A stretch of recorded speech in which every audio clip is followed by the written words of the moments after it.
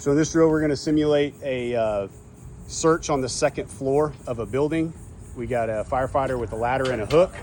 The hook's for breaking out a window. Make sure you carry that with you. Notice he's got the ladder on the outside of his body compared to the building. That's in case somebody was about to toss a baby or something, or somebody was going to jump. He could ditch the ladder away from him and still go into the building. So what we're doing here is you're going to raise the ladder up.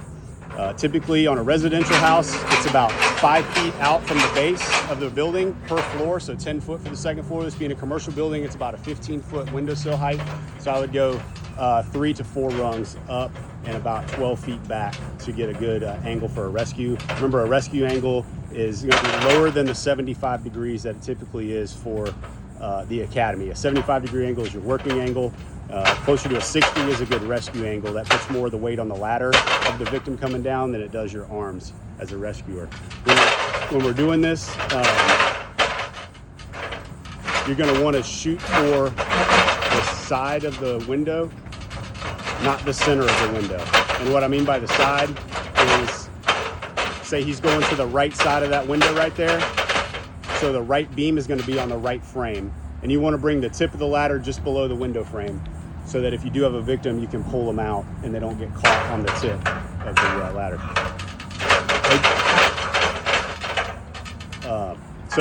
And the reason we do this is for 2 reasons. One, he can get in and out of the window easier because he can turn sideways or go straight through the window. And 2, what it does is it opens us up for the second ladder to come in if we do find a victim, and the second ladder would go here.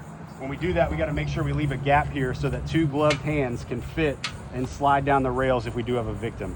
Because if you do a rung with a victim across your arm, every time you pull your arm off to go down a rung, all the weight is on you and not the ladder. So this allows us to just use friction and sliding. So the second ladder would go here. So if we put this ladder in the center of the window, the second ladder would be outside of the window, which would serve no use at all for us. Or it would be way less efficient for us. So now Jared's going to go up.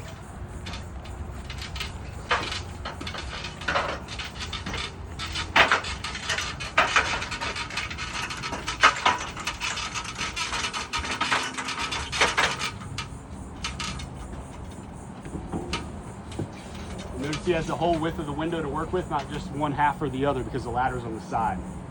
When he comes out, it's the same thing. You can kind of come at an angle out the window rather than dive straight head first.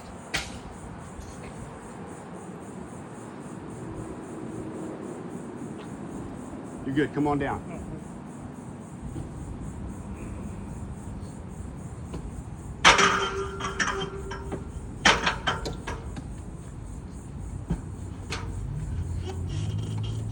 See, his whole body can fit through that window much easier with the ladder being off to the side. If there's a second one there, it'd be even easier on him.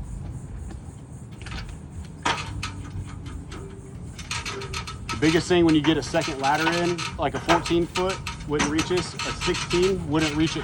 It would maybe reach it, but the angles would be a little bit different. If you have to do it, you can do it. The best thing to do is to copy the ladder that you have. So get a 24 in this case when you're doing that. One thing we didn't go over was working from the ladder and climbing down from the ladder for people that aren't used to climbing down, don't have their rung spacing right, especially when you get in those more shallow angles. It's hard sometimes to judge where your foot is if you haven't done this a lot, because it's farther back when you're coming down, so it's a little more uncomfortable. So notice his left foot comes down, right foot, it hits the outside, the inside of the beam and slides down. It does kind of catch on where the fly section meets up with the base section.